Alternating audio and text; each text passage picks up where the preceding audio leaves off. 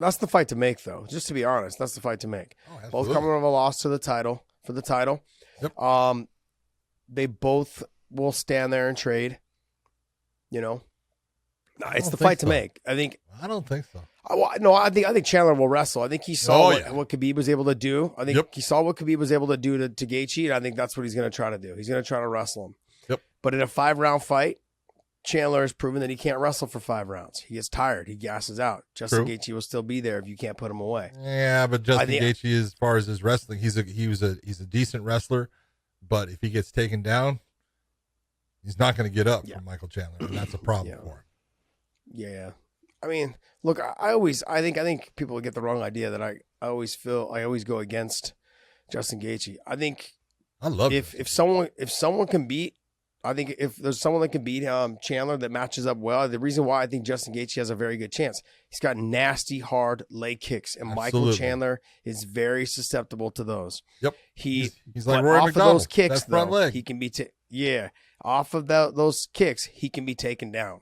Yeah. And so in those exchanges, you got to make sure that he doesn't get taken down, because we've seen once he gets put on his back, he's not the best at getting back up. No. And Chandler is one of the best at keeping people down. Very good. Yeah. You know, and there's no submission threat by Justin Gaethje from his back. No. Not against Chandler. Chandler's never been submitted, and against guys that are way better submission guys than Justin Gaethje. Yeah. So it's just a matter of like, can he get back to his feet? And I don't know if he can. You know, we've seen really good jiu-jitsu guys as well as really good wrestlers be taken down by him and not be able to get back up. So when I'm talking about them fighting, Gaethje's got a good chance in terms of leg kicks, and Chandler leaves himself open as well to be hit. We saw that with Oliveira. We've seen it in the past with other fights. Drops his hands all the time.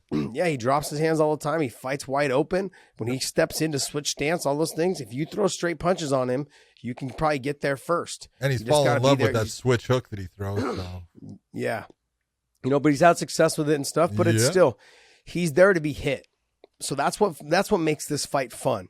Chandler's there to be hit. The leg kicks he's obviously susceptible to him, and he will slow down. His striking is all based off of his movement. He hops in and out. Yep. He does switch his stances and goes left and right.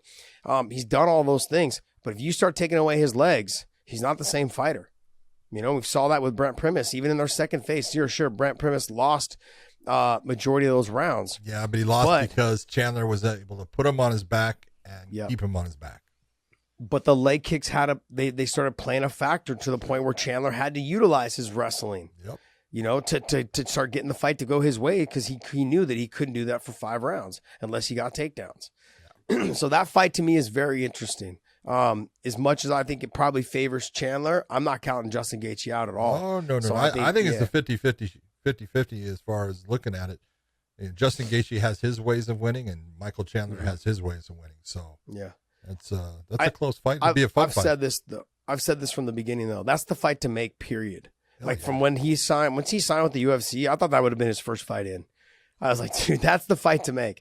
It was almost like, it was like one of those, if the stars would have aligned, how you got the Michael Johnson and the Justin Gaethje fight or whatever, like those and the Eddie Alvarez and Justin Gaethje. I look at the Chandler if you look at the fights between Eddie Alvarez and Michael Chandler, you look at the fights between Eddie Alvarez and Justin Gaethje. Yep. Like, UFC, what were you thinking? Hello. Chandler and Gaethje. Hello. That should have been the first fight. So, but I mean, we got the Hooker fight. That was good. And then we got the title fight, against Oliveira, and whatever. I want to see that Gaethje fight before one of them leaves the UFC. So it's going to be good. Hopefully they get that thing signed. Because if you look at it, go back to the rankings, please. If you look at it, right, you got Dustin fighting Oliveira next for the title. You got Gaethje, Beneil Dariush, Michael Chandler. I'd like to see Islam and Dariush fight, but they're both managed by Ali. So I don't know if that fight's going to happen. It sounds like you're going to potentially get RDA versus Islam. It sounds like you may get that. And then I'd like to see Gaethje and Chandler fight. That'd be great. Beneil maybe, and I don't know, somebody else. I mean, or whoever wins between those. I'd like to see Beneil and Islam, to be honest. 100% agree. Nah, look it.